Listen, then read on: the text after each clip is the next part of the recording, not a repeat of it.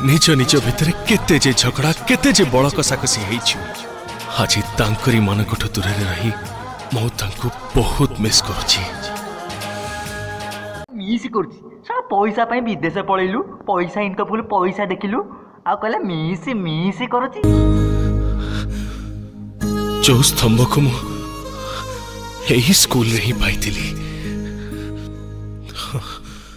जहा हाथ धरी सारा जीवन चलवा को मु स्वप्न देखिथिली।